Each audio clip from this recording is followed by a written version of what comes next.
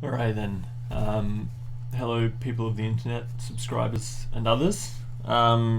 Today's video is a bit different to my normal content, I suppose. I'm going to be talking about the Ration challenge, which is something that I've decided to undertake. If that's not your jam, feel free to head off and watch another video now. No hard feelings at all. If you're interested or don't know about the Ration challenge, then I suppose keep watching and learn a little bit. As I'm sure most people here know, there's a thing called the Syrian Refugee Crisis, and refugees are a big part of the current state of the world.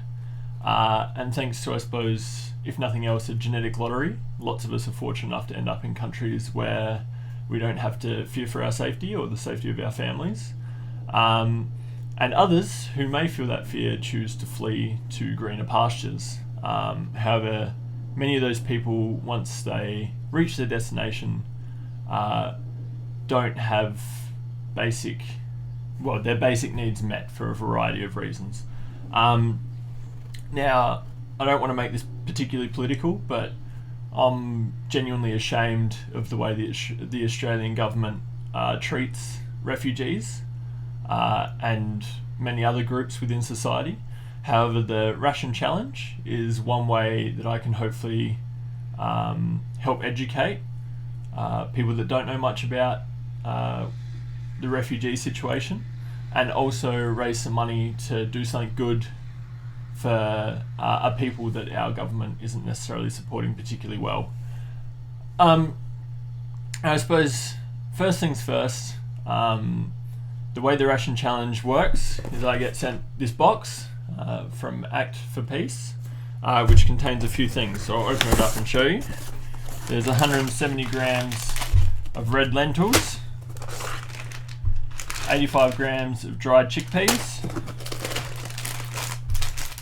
420 grams of white rice, 300 grams, or mils I suppose, of vegetable oil, one 400 gram tin of red kidney beans, and one little thing of sardines, and 2 food coupons for flour and a bit more rice.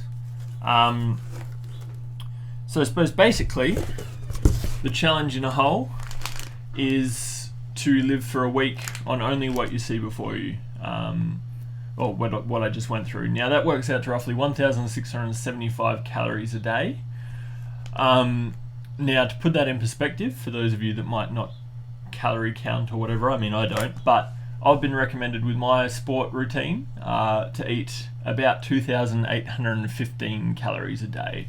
So I'm not particularly great at math, but that's about double what the Ration challenge is. Now this pack relatively accurately represents the packs that are being given to refugees in Jordan currently. So for those of you who might not know, lots of Syrians have fled to Jordan, which is a pretty big hike, I suppose, for lots of people. Once they get there, they're in refugee camps, where they basically rely on other people, i.e. us, to support them in that situation. They can do a little bit to make some money, but they're not legally allowed to work because Jordan doesn't have a huge number of jobs. So they're restricting their jobs to basically the people of Jordan. So basically they don't have many opportunities to make money to support themselves and their families. Now, the packs they get are quite similar to this. There's a few things added and subtracted due to a few different reasons. They get sent packs for a family of 6, so they have a lot more in them, a little bit more variety, but that's divided between 6 people rather than just for one person. So basically, I find this incredibly intimidating, but I'm going to give it a go. If you're interested in supporting me financially, or I suppose just morally, feel free to drop me a message, or I'll leave my donation link below. And basically, the more money I raise, the more that does for refugees around the world. Basically, I suppose I'll give a quick breakdown of where the money goes. If I can find it here, sorry. Alright, so 77.2% of funds raised go directly to Act for Peace's programs, which includes Syrian refugees in Jordan. It also goes towards refugees elsewhere, both food, medical supplies, and education in places. 14.4% goes to fundraising, so they can continue to raise money and awareness, and 8.4% goes to administration and accountability.